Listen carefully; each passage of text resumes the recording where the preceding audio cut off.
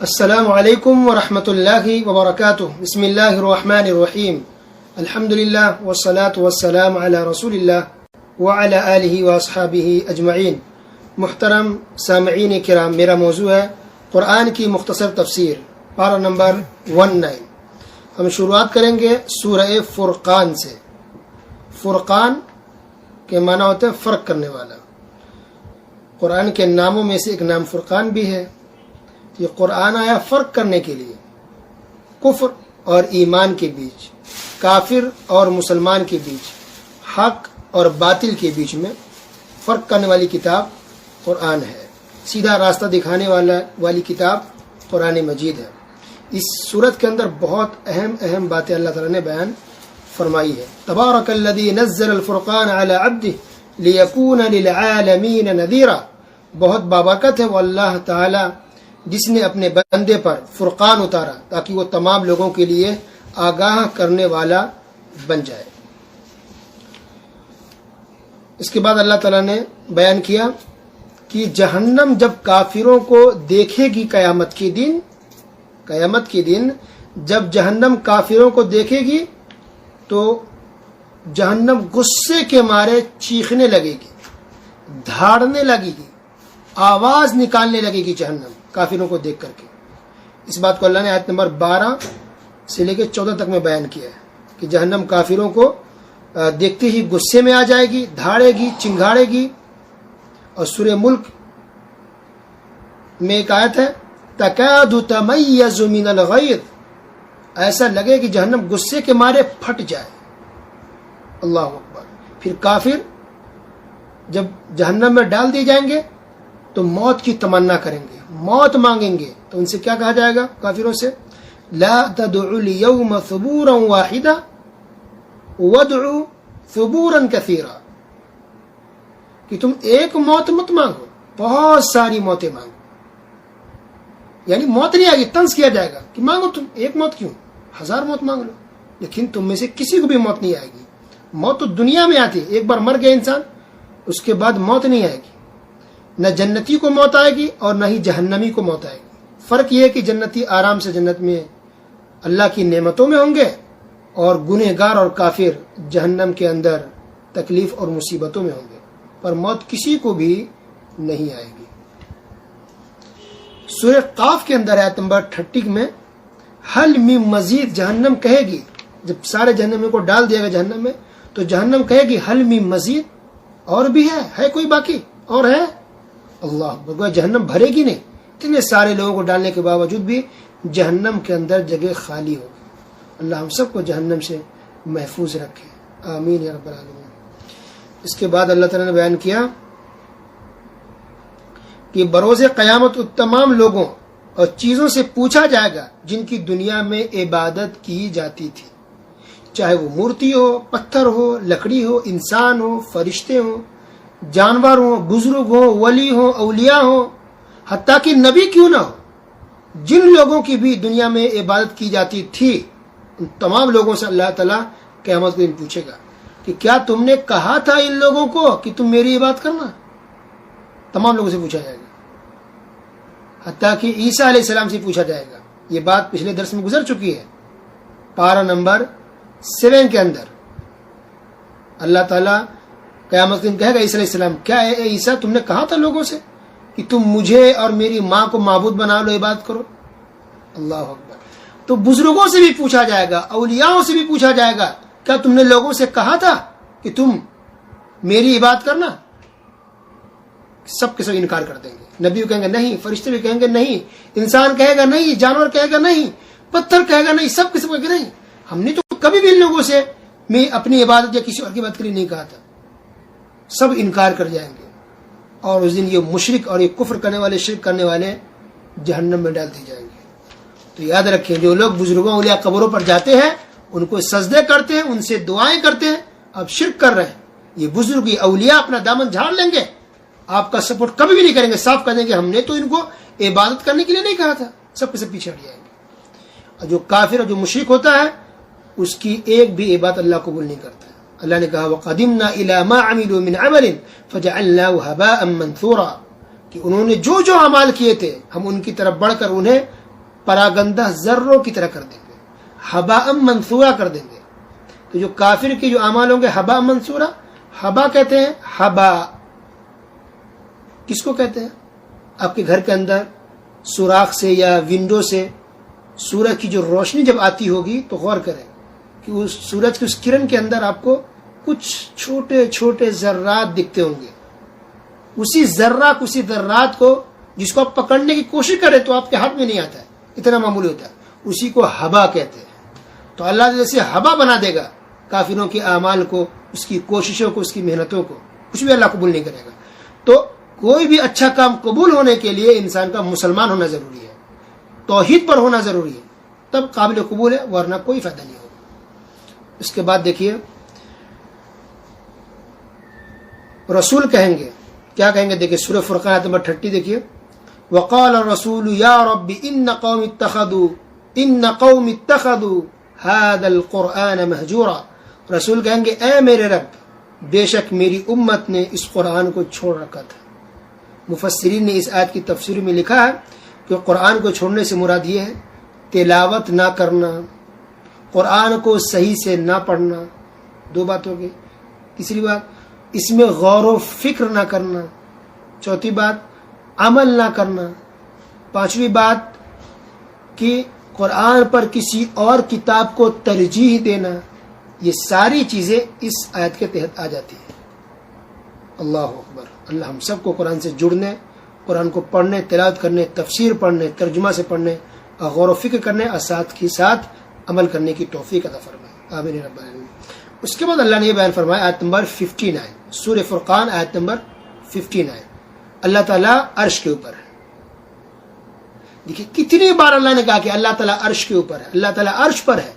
اس کے باوجود انڈیا، پاکستان، بنگلہ دیش کے مسلمانوں سے پوچھے کہ اللہ کہاں ہے تو لوگ کہتے ہیں اللہ ہر جگہ ہے، اللہ ذرے ذرے موجود ہے، اللہ ہماری آنکھ میں، ہمارے کان میں، ہمارے دل میں ہے، ہر جگہ ہے، ذرے ذرے میں اللہ موجود ہے۔ وہ شعر و شاعری ہو رہی ہے، وہ غزل، وہ نظمیں لوگ پڑھتے ہیں جس میں کہا جاتا ہے کہ اللہ ہر جگہ موجود ہے۔ استغفر اللہ، یہ کفریہ عقیدہ ہے۔ یہ کہا جائے کہ اللہ ہر جگہ موجود ہے، یہ کفریہ عقیدہ ہے۔ اللہ نے کہا اللہ عرش پر ہے، رسول اللہ نے کہا صلی اللہ علیہ وسلم کہ اللہ عرش پر ہے، صحابہ کرام نے کہا کہ اللہ تعالیٰ عرش پر ہے، عمر فاروق رضی اللہ تعالیٰ نے کہا اللہ عرش پر ہے، عائشہ رضی اللہ تعالیٰ نے کہا کہ اللہ عرش پر ہے۔ تمام صحابہ کرام کا یہ عقیدہ تھا کہ اللہ تعالیٰ عرش پر ہے۔ تابعین کا بھی عقیدہ تھا کہ اللہ تعالیٰ عرش پر ہے، تابعین کا بھی عقیدہ تھا کہ اللہ تعالیٰ عرش پر ہے۔ چاروں اماموں کا، امام ابو حنیفہ رحمۃ اللہ علیہ، امام مالک رحمۃ اللہ علیہ، امام شافعی رحمۃ اللہ علیہ، امام احمد بن حنبل رحمۃ اللہ علیہ، چاروں ائمہ جن کا مسلک، جن کا مذہب مشہور ہے دنیا میں، چاروں امام اس بات پر متفق ہیں کہ اللہ تعالیٰ عرش پر ہے۔ بلکہ امام ابو حنیفہ رحمۃ اللہ علیہ نے تو یہاں تک کہہ دیا کہ جو انسان کہے کہ اللہ تعالیٰ عرش پر نہیں ہر جگہ ہے، اس نے کفر کیا۔ اللہ اکبر۔ امام مالک رحمۃ اللہ علیہ نے کہا کہ ہر جگہ اللہ کا علم ہے، اللہ کی طاقت، اللہ کا پاور ہر جگہ ہے، لیکن خود اللہ کی ذات کہاں ہے؟ عرش پر ہے، اللہ آسمان کے اوپر عرش پر ہے۔ تو ایک شخص نے امام ابو حنیفہ رحمۃ اللہ سے پوچھا کہ آپ لوگ کہتے ہیں کہ اللہ عرش پر ہے، لیکن قرآن میں کئی جگہ یہ کہ اللہ تمہارے ساتھ ہے۔ تو کہا کہ تمہارے ساتھ کا مطلب ہے مدد کے حساب سے، اسے تم لوگ بھی کہتے ہو کہ چلیے بھائی ہم آپ کے ساتھ ہیں، تو کیا آپ ان کے ساتھ ساتھ گھومتے ہیں؟ نہیں۔ تو ایک انسان ایسا کہہ سکتا ہے اور انسان دور ہے کہ بھی کہتا ہے ہمارے ساتھ ہے، تو کیا اللہ نہیں کہہ سکتا؟ تو اللہ ہمارے ساتھ ہے دیکھنے کے حساب سے، مدد کے حساب سے، ہمیں روزی دیتا ہے، ہمیں رزق دیتا ہے، ہمیں شفا دیتا ہے، ہماری مدد کرتا ہے، ہمیں دیکھتا ہے، ہماری باتوں کو سنتا ہے۔ تو اللہ کا علم ہر جگہ ہے، اللہ کا پاور ہر جگہ ہے، اللہ کی قدرت ہر جگہ ہے، ہر جگہ اللہ دیکھتا سنتا ہے، لیکن خود اللہ کہاں ہے؟ عرش کے اوپر ہے، ساتویں آسمان کے اوپر عرش پر ہے۔ یہ متفق علیہ فیصلہ ہے، اجماع ہے امت کا اس پر۔ بعد میں بدعتیوں نے اس سوچا کو چھوڑا، غلط عقیدہ پھیلایا کہ اللہ خود ہر جگہ ہے۔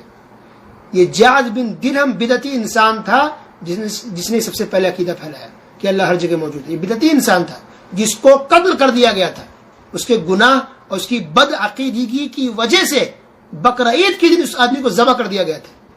اور کتنے افسوس کی بات ہے کہ آج مسلمان، چاہے وہ دیوبندی بھائی ہو، بریلوی بھائی ہو، کسی مسلک کے مسلمانوں کو دیکھ لیں، وہ خود کہتے ہیں کہ اللہ ہر جگہ موجود ہے، اللہ ذرے ذرے موجود ہے۔ پبلک تو کیا، ان کے پڑھے لکھے علماء تک، عالم تک کہتے ہیں کہ اللہ ہر جگہ موجود ہے۔ استغفر اللہ، استغفر اللہ۔ یہ عقیدہ بدعتیوں نے شروعات کی ہے، جعد بن درہم نے، جس نے بہت ساری اللہ کی صفات کا انکار کیا کہ اللہ نے موسیٰ علیہ السلام سے بات نہیں کی، نعوذ باللہ، اور یہ بہت ساری صفات کا اس نے انکار کیا تھا، اور اس نے یہ بھی کہا تھا کہ اللہ ہر جگہ موجود ہے، وہ اس کا بنایا ہوا عقیدہ تھا بدعتی کا.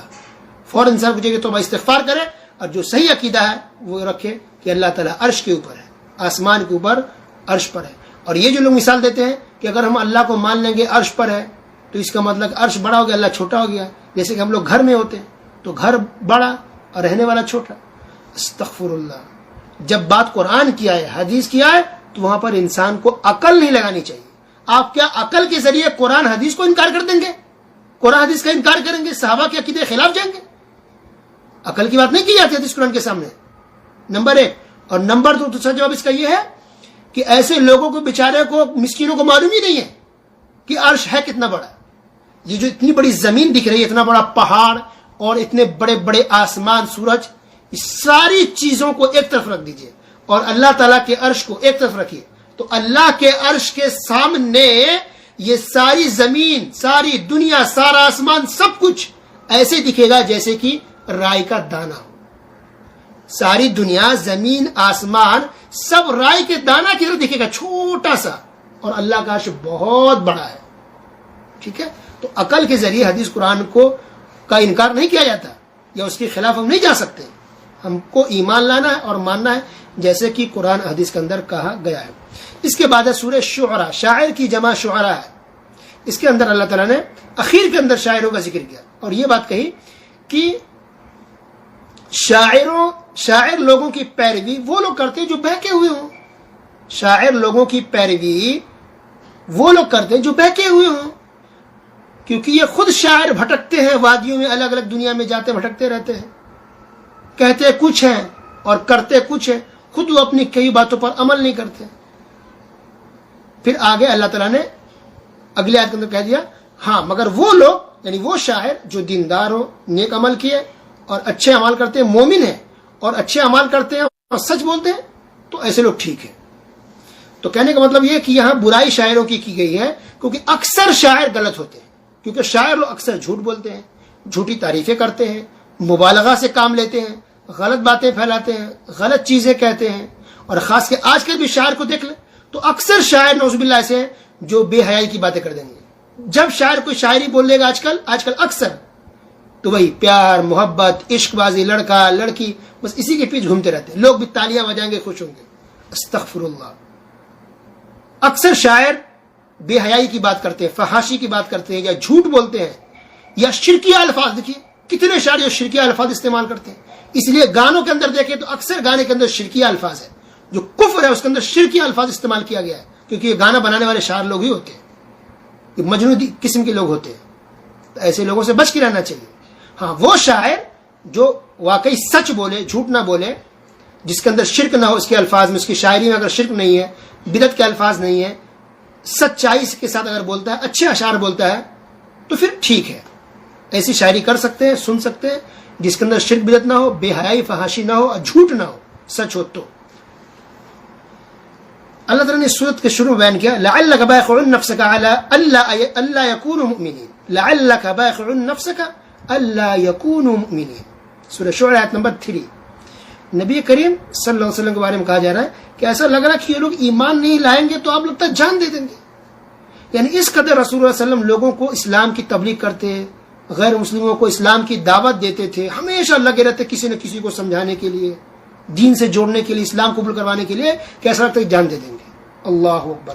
گویا کتنی ہمدردی تھی ہمارے رسول صلی اللہ علیہ وسلم کے دلوں کے اندر، کتنی انسانیت تھی.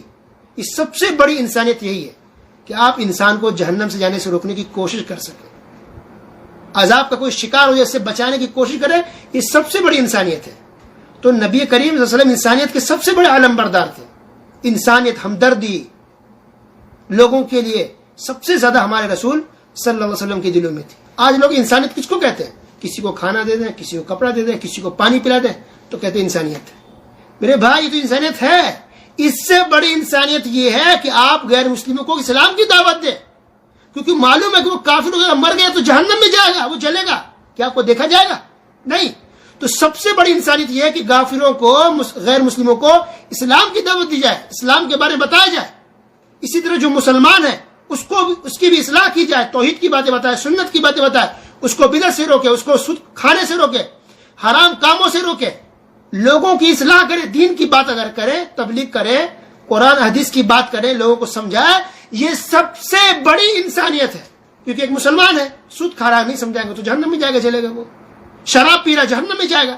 تو سب سے بڑی انسانیت یہ کہ آپ کسی کو اسلام کے بارے میں بتائیں, اللہ اس کے رسول کے بارے میں بتائیں, یہ سب سے بڑی انسانیت ہے. اس کے بعد یہ بات آتی ہے کھانا کھلانا, کپڑے پہنانا اور دنیاوی یہ ہیلپ کرنا. یہ ساری چیزیں انسانیت میں ہے, لیکن دین کی بات کرنا یہ سب سے بڑی انسانیت ہے, یاد رکھیے. اس کے بعد اللہ تعالیٰ نے اور بہت ساری باتیں اللہ تعالیٰ نے اس کے اندر بیان کی ہے. کئی نبیوں کا اللہ تعالیٰ نے اس کے اندر ذکر کیا ہے. اسپیشلی دیکھیے ابراہیم علیہ السلام کا اللہ تعالیٰ نے ذکر کیا. ابراہیم علیہ السلام کا کیا عقیدہ تھا یہ دیکھیے. سورہ شعراء آیت نمبر 70 سے 8-9 تک ابراہیم علیہ السلام کہتے ہیں, کیا کہتے ہیں؟ والذی هو یطعمنی ویسقین, اللہ ہی ہے جو مجھے کھانا کھلاتا ہے اور اللہ ہی مجھے پانی پلاتا ہے. یہ عقیدہ کس کا ہے؟ ابراہیم علیہ السلام کا. اور آج مسلمانوں کا کیا عقیدہ ہے کہ ہمارے بزرگ ہیں یہ بھی ہمیں کھانا دیتے ہیں, یہ ہمارے اولیاء ہیں یہ بھی ہمیں پانی پلاتے ہیں, بھر دے جھولی میری یا محمد لوٹ کر نہ جائے گا خالی. استغفر, یہ شرکیہ نظم ہے, یہ شرکیہ ہے, اس کو نہیں پڑھنا چاہیے نہ سننا چاہیے. نبی کسی کی جھولی نہیں بھر سکتے. ابراہیم علیہ السلام کہہ رہے کھانا اللہ ہی کھلاتا, پانی اللہ ہی پلاتا ہے. کوئی بزرگ کوئی ولی کسی کو کھانا نہیں کھلا سکتا. اگر کوئی ایسا عقیدہ رکھتا ہے کہ درگاہوں مزاروں پر جائیں گے تو ہمیں کھانا کھلا دیں گے, ہمیں رزق دے دیں گے, تو ایسا انسان مسلمان نہیں رہے گا. پھر ابراہیم علیہ السلام آگے کیا کہہ رہے دیکھیے, عقیدہ دیکھیے ابراہیم علیہ السلام کا. وَإِذَا مَرِضْتُ فَهُوَ يَشْفِينِ, کہ جب میں بیمار پڑتا ہوں تو شفا اللہ ہی دیتا ہے.